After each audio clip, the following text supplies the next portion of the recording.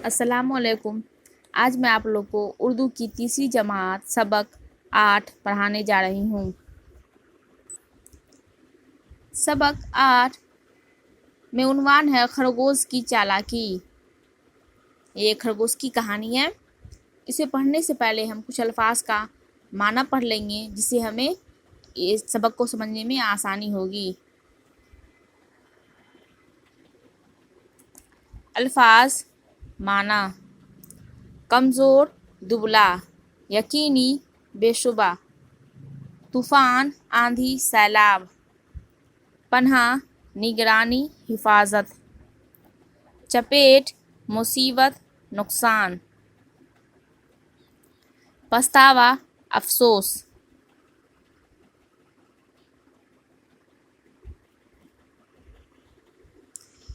एक बार की बात है, एक खरगोश भूखा प्यासा जंगल में घूम रहा था।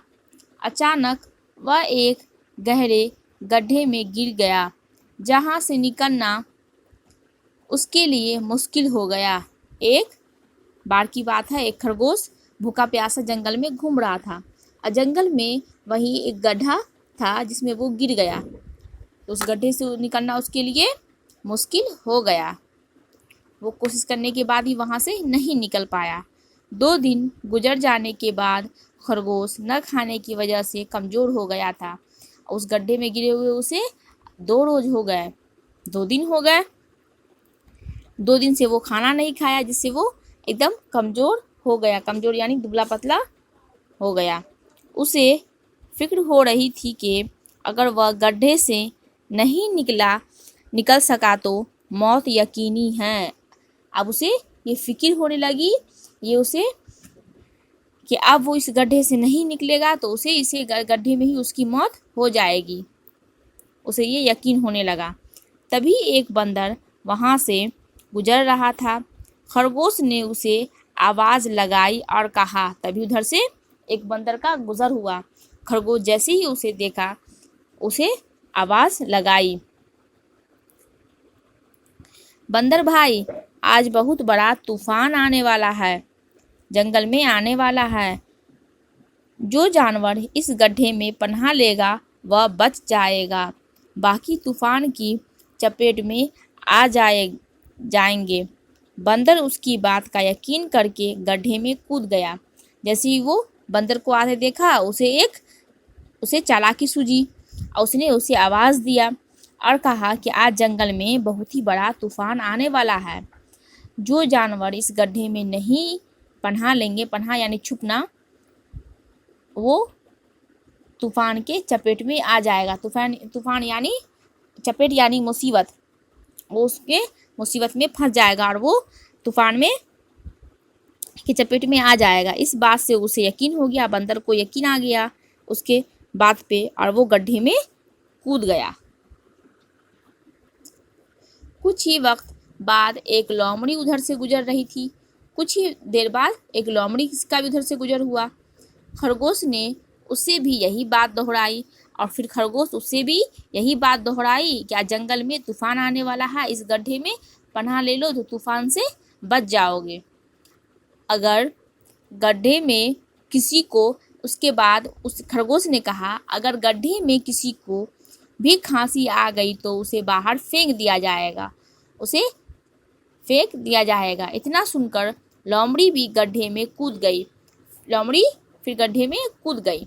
तभी एक हिरन आया। खरगोश ने उससे भी यही बात कही। फिर उधर से एक हिरन का गुजर हुआ जंगल में, तो खरगोश ने हिरन से भी यही बात दोहराई कि आज जंगल में बहुत बड़ा तूफान आने वाला है, इस गड्ढे में आकर पनाह में छुप जाओ, इस गड्ढे में छुप जाओ। वह भी गड्ढे में कूद गया। सब लोग तूफान का इंतज़ार करने लगे। सभी जानवर मिलकर तूफान के आने का इंतज़ार करने लगे और खुदा से अपनी हिफाजत की दुआ करने लगे और अल्लाह से दुआ करने लगे कि अल्लाह मुझे हिफाजत में रख, इस तूफान से मुझे बचा। अचानक खरगोश को खांसी आ गई। ये देखकर गड्ढे में मौजूद दूसरे जानवरों ने उसे उठाकर बाहर फेंक दिया।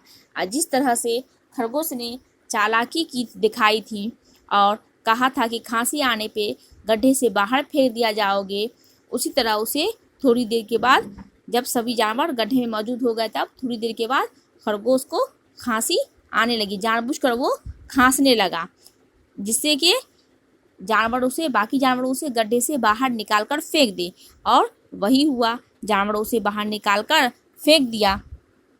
खरगोश गड्ढे में फंसे चुके जानवरों की बेवकूफ़ी पर हंस रहा था, जबकि जानवर पछता रहे थे। और जब वो बाहर आ गया तो वो अपनी चालाकी पे हंस रहा था, खुश था, और जानवरों की बेवकूफ़ी पे हंस रहा था। अपनी चालाकी पे खुश था और जानवरों की बेवकूफ़ी पे वो हंस रहा था। किस तरह से उसने जानवर को बेवकूफ़ बनाया, और जानवर वहाँ गड्ढे में पछता रहे थे। इस कहानी से हमें यही इल्म हासिल होती है कि हमें फ़ौरन किसी की बातों में नहीं आना चाहिए। सोच समझकर, विचार करके हमें ही किसी काम को करना चाहिए। इस सबक को अच्छे से पढ़ लेना और इसके अल्फाज और मानों को भी अच्छे से याद कर लेना। खुदा हाफिज़।